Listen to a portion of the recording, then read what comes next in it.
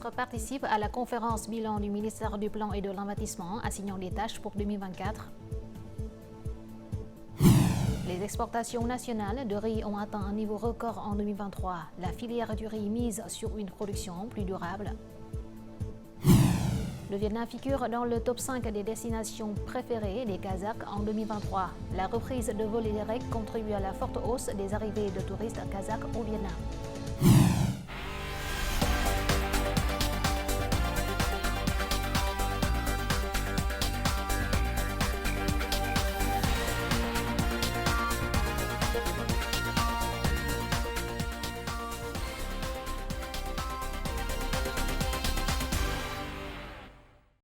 Mesdames et messieurs, bonjour. Merci d'être avec nous dans cette nouvelle édition du journal francophone. Le président Van Thuong a accueilli ce jeudi après-midi à Hanoï Ly Shulei, membre du bureau politique et chef du département de la propagande du comité central du Parti communiste chinois. Le chef de l'État vietnamien a souligné l'importance de la visite de Ly Shulei. Il s'agissait du premier échange de délégations entre les deux pays en 2024, visant à concrétiser les ententes des dirigeants des deux partis. Van Thuong a appelé à une intensification des contacts entre les deux partis et les deux pays, en particulier ceux entre les hauts dirigeants. Ly Shulei, de son côté, a affirmé que le renforcement des contacts contribuerait à promouvoir l'amitié traditionnelle entre le Vietnam et la Chine. Le Premier ministre Phạm Minh Chính a participé ce jeudi matin à la conférence bilan de 2023 du secteur du plan et de l'investissement. Cette conférence en ligne et en présentiel avait également pour objectif de définir les missions pour 2024.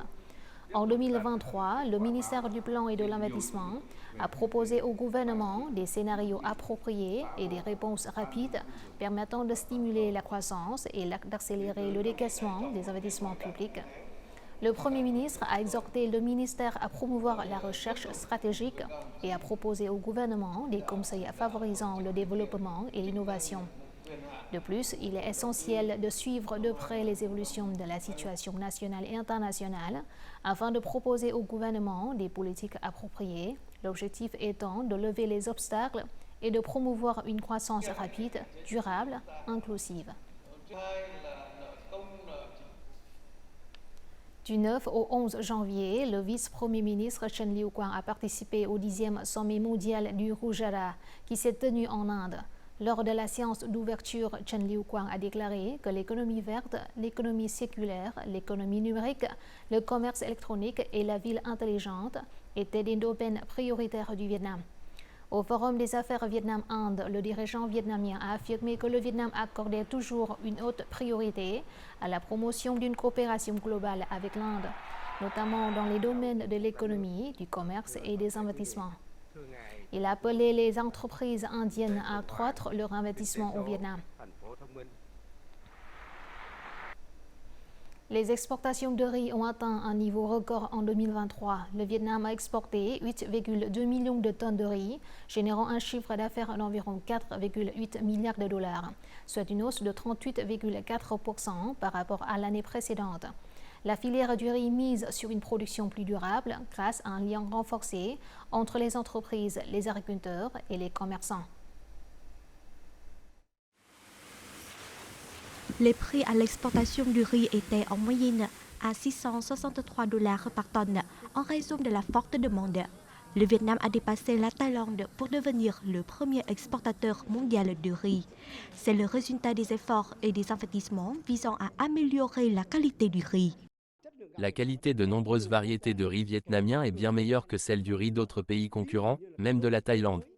Les consommateurs du monde entier apprécient notamment la fraîcheur du riz vietnamien. Bien que l'industrie du riz établisse un record en matière d'exportation, le lien entre les entreprises et les agriculteurs laisse encore de désirer.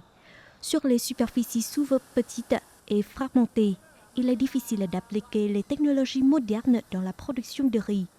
Or, la production à faible émission est désormais une obligation pour exporter du riz vers des marchés exigeants. Renforcer le lien dans la filière de riz est donc nécessaire pour réduire les coûts de production.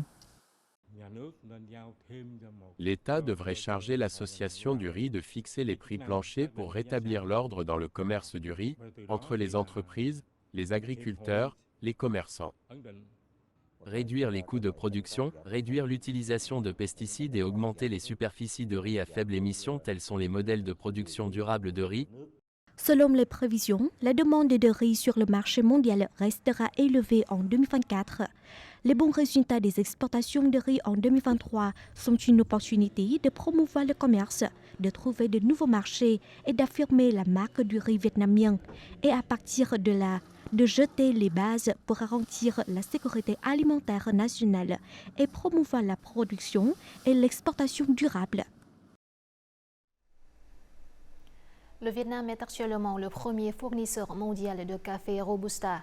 La baisse de la production au cours de la récolte 2023-2024 a entraîné une hausse record de prix du café.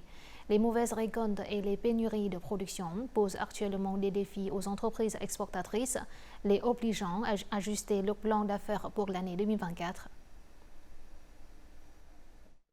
Même si la récolte était sur le point de se terminer, grâce aux taux élevés de fruits mûrs, Hai a quand même collecté plus de 7 tonnes de grains de café d'une valeur de 500 millions de dung. En outre, les prix du café ont atteint un niveau record de plus de 68 millions de dung la tonne. Je m'attends à récolter environ 7 tonnes de grains de café sur mes 2 hectares de café. La flambée des prix permet de compenser la baisse de la production. La productivité de la dernière récolte a diminué de 20%, mais en contrepartie, le prix était élevé. Face aux difficultés causées par les pénuries d'approvisionnement, les entreprises reconnaissent de grandes opportunités d'augmenter la valeur de leurs exportations, en particulier vers les marchés d'Europe et d'Asie. Ces marchés connaissent une augmentation des importations de café Robusta vietnamien. Cette année, nous nous attendons à une nouvelle baisse de la production et à une nouvelle hausse des prix. Nous entretenons des relations étroites avec les coopératives et les agriculteurs pour garantir que l'approvisionnement réponde aux exigences des marchés. Le prix à l'exportation dépend beaucoup de la qualité du café. C'est pourquoi les entreprises se concentrent à améliorer la qualité de leurs produits cette année. Selon les prévisions, la valeur des exportations de café vietnamien devrait atteindre la barre des 5 milliards de dollars en 2024. Les actuelles tensions entre mer Rouge font augmenter de 100 à 250% les coûts d'expédition d'un conteneur de fret destiné à l'Europe ou à la côte d'ouest des États-Unis. Non seulement les exportations, mais aussi les importations du Vietnam sont durement touchées, notamment dans les secteurs phares comme le textile, habillement, les chaussures, le bois et les appareils électroniques. Tout de suite, les détails dans le reportage qui suit. Cette entreprise importe du bois brut d'Europe. En raison des tensions en mer Rouge, elle doit payer environ 1 000 $ de plus pour chaque conteneur de 40 pieds. Le coût de transport a augmenté de 1 000 $ le conteneur, mais nous ne savons pas si cette tendance se poursuivra ou non. Le prix du bois importé d'Europe augmente actuellement d'environ 10%. De nombreuses usines de transformation du bois sont confrontées au risque de manquer de matières premières pour leur production. Quant à l'industrie de l'aluminium, les entreprises sont aussi très inquiètes car elles doivent importer environ 60% des matières premières d'Europe et en partie des États-Unis. Ce sont aussi 2 grands marchés d'exportation de l'aluminium vietnamien. Il est impossible d'ajuster à la hausse les prix d'exportation déjà conclus. Or, le délai de livraison est retardé et les coûts d'expédition augmentent fortement. C'est très difficile pour les entreprises. Cette année, en raison de la hausse des coûts de transport, certaines entreprises hésitent à expédier des marchandises, certaines annulent même des commandes ou retardent les expéditions après le Nouvel An lunaire. Face aux perturbations, les entreprises vietnamiennes sont exhortées à agir avec flexibilité en prenant des mesures de réponse. Les entreprises devront négocier avec leurs partenaires sur la prolongation des délais de livraison et de réception de marchandises. De plus, il faut trouver un consensus entre acheteurs et vendeurs sur le partage de risques. Selon les experts, les entreprises devront également se renseigner sur le transport ferroviaire et souscrire une assurance pour prévenir les risques au cas où la tension en mer Rouge persisterait. Une usine de traitement des déchets solides de haute technologie a été inaugurée aujourd'hui dans la ville de Thuận Thành, province de Bắc Ninh. Avec un investissement de 74 millions de dollars, c'est l'un des projets de production d'électricité par incinération de déchets les plus grands et les plus modernes au Vietnam. Il s'agit d'un projet de coopération entre la société Thuận Thành et le groupe japonais JFE. L'usine est capable de traiter 600 tonnes de déchets ménagers par jour et nuit, tout en produisant 13,35 MW. Ce projet contribue non seulement au traitement des déchets, mais approvisionne aussi le réseau électrique national avec un volume d'environ 100 millions de kWh par an. Notre journal continue avec les taux de change et l'indice de la bourse du Vietnam.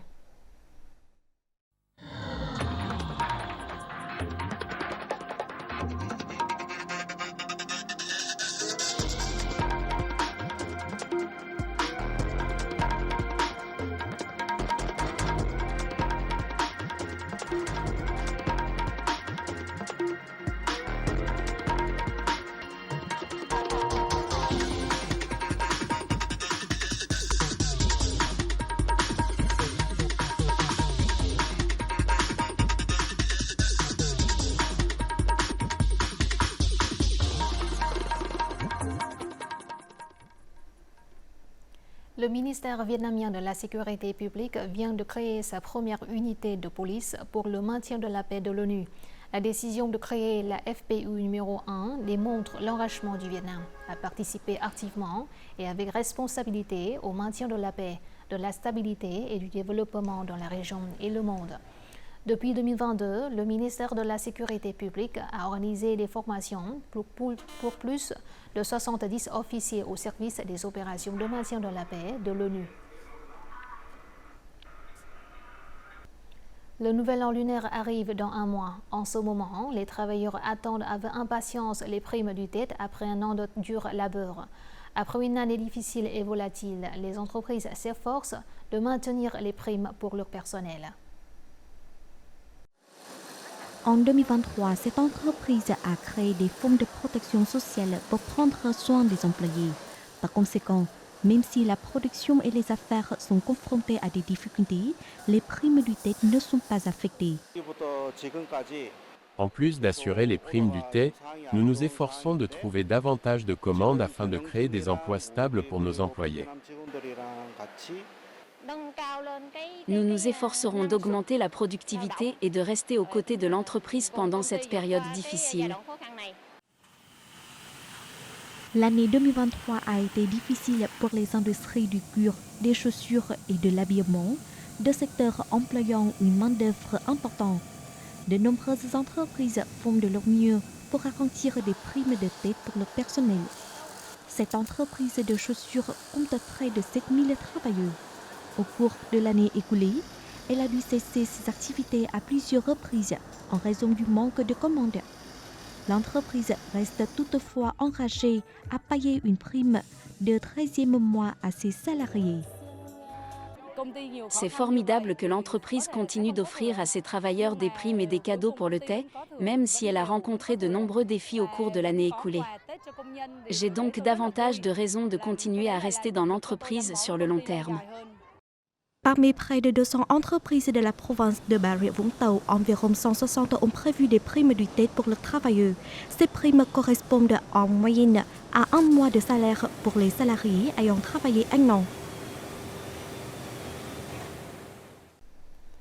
La culture vietnamienne, la cuisine, les fruits tropicaux et les plages ensoleillées toute l'année du Vietnam attirent particulièrement les touristes du Kazakhstan. Après leurs vacances au Vietnam, les touristes ne manquent pas d'acheter des fruits frais et les porter dans les paniers en plastique colorés comme celui-ci. Le Vietnam figure dans le top 5 des destinations préférées des Kazakhs en 2023.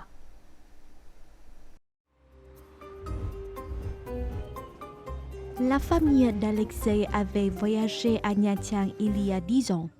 Et maintenant, elle vient de terminer ses longues vacances à Phu Quoc. La cuisine vietnamienne et surtout les fruits frais sont délicieux. Nous sommes allés en Thaïlande puis au Vietnam. Nous y sommes restés 3 mois et demi, au lieu de quelques jours comme prévu. Nous avons passé un merveilleux séjour au Vietnam. Avec des enfants, nous n'avons pas pu faire un tour nord-sud du Vietnam, mais nous adorons la mer du Vietnam, qui est très belle, les gens sont très gentils. Bien sûr, nous reviendrons dans votre pays. Après leurs vacances au Vietnam, ces touristes rentrent chez eux à bord des vols directs entre Cam Ranh Khánh Hoa au Vietnam et deux des plus grandes villes du Kazakhstan. Ces lignes aériennes directes ont repris depuis octobre 2022, donnant un coup de pouce à l'attrait de touristes kazakhs au Vietnam et vice-versa. La reprise des vols directs ouvre de nombreuses opportunités pour les deux pays. Le nombre de touristes kazakhs venant au Vietnam a fortement augmenté. Nous espérons que les liens entre les deux pays se renforceront grâce au tourisme. Selon l'Association du tourisme du Kazakhstan, 75 000 Kazakhs ont passé leurs vacances au Vietnam en 2023, soit une augmentation de plus de 114% par rapport à 2022.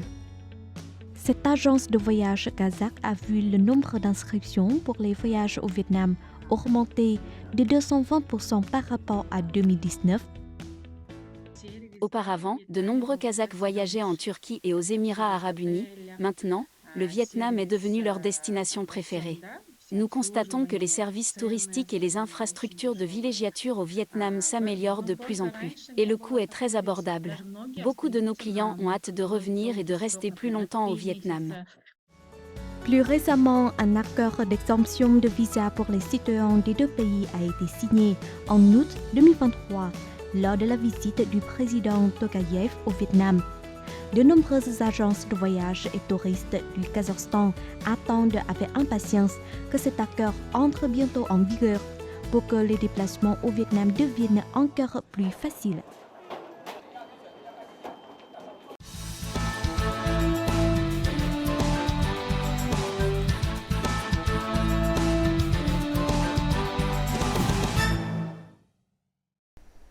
À 180 km au nord-ouest de Hanoï, le plateau de Mộc Châu dans la province de Sơn La est en train de devenir une destination appréciée des touristes vietnamiens et étrangers.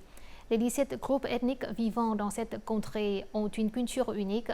Parmi eux, l'ethnie thaï est la plus nombreuse. Les Thaïs à Mộc Châu ont su faire du tourisme écologique et communautaire en faisant un point fort du tourisme local.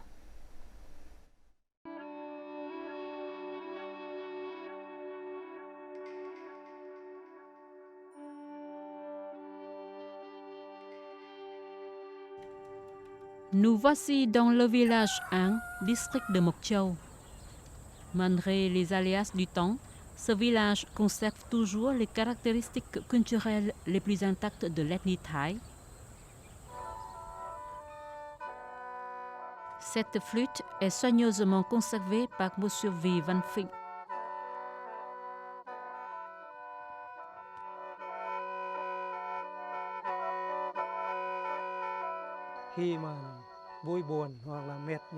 Pour les Thaïs, la flûte est très importante. Elle est utilisée pour les festivités, la cérémonie du nouveau riz ou les mariages. Je joue de la flûte chaque fois que je me sens heureux, triste ou fatigué. C'est comme un ami intime.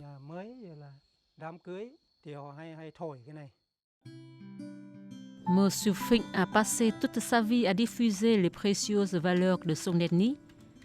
Maintenant qu'il est vieux, dans la maison traditionnelle qu'il a construite, V. Văn Tuyền poursuit le rêve de son père d'une manière différente. Cette maison sur pilotis a été construite en 1987 par mon père. Il lui a fallu environ 6 à 7 ans pour préparer la construction d'une maison comme celle-ci. Le plancher est en bambou. C'est un souvenir précieux, le témoignage d'une période difficile de ma famille. Récemment, nous avons rénové la maison, de sorte qu'elle puisse accueillir et héberger les touristes. C'est ainsi que nous pouvons avoir une source de revenus supplémentaires à l'agriculture. Avec son amour pour les valeurs culturelles de l'ethnie thaï, V. Văn Tuyền les ont promus pour faire du tourisme communautaire. Ce groupe de près de 20 touristes a choisi de séjourner dans les maisons sur pilotis des Thaïs. Ils ont donc l'occasion de découvrir des pratiques sociales, des savoir-faire agricoles et des spécialités culinaires découlant de l'agriculture de l'ethnie thaï.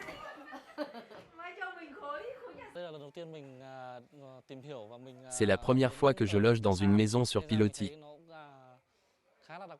Donc je la trouve très spéciale et très proche de la nature. Les Thaïs sont très hospitaliers. Ils nous traitent comme membres de leur famille. En hébergeant les touristes, les minoritaires leur font découvrir la vie quotidienne et les valeurs traditionnelles de l'ethnie thaï. Ici, il existe encore de nombreux villages ethniques qui sont encore intacts et qui conservent leur identité. Les touristes peuvent expérimenter la vie des minoritaires et découvrir l'architecture de leurs maisons ou leurs costumes. Les caractéristiques uniques des minorités ethniques constituent un grand avantage pour développer le tourisme. Avec l'aide des guides qui sont minoritaires eux-mêmes, les touristes ont l'opportunité de découvrir les splendides paysages montagneux et les différents aspects de la vie des populations locales.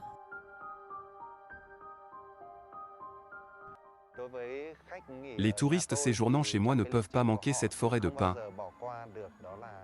Nous faisons de notre mieux pour offrir aux touristes des expériences intéressantes, authentiques et uniques. Nous espérons qu'ils reviendront et parleront de nous à d'autres personnes.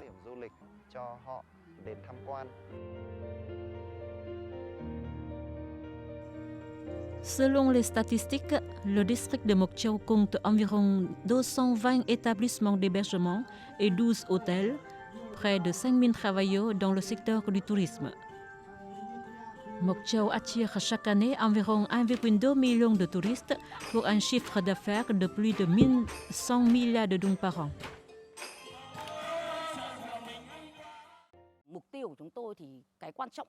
Notre objectif est de changer la prise de conscience des gens. Ils doivent savoir faire du tourisme durable et professionnel afin de répondre aux besoins croissants des touristes nationaux et internationaux. Monsieur V. Van Vink continue de jouer de la flûte pour saluer l'arrivée de chaque groupe de touristes. Le son de cet instrument traditionnel fait partie de l'identité culturelle des Thaïs, une identité qui se perpétue grâce aux efforts des autorités et de la population locale.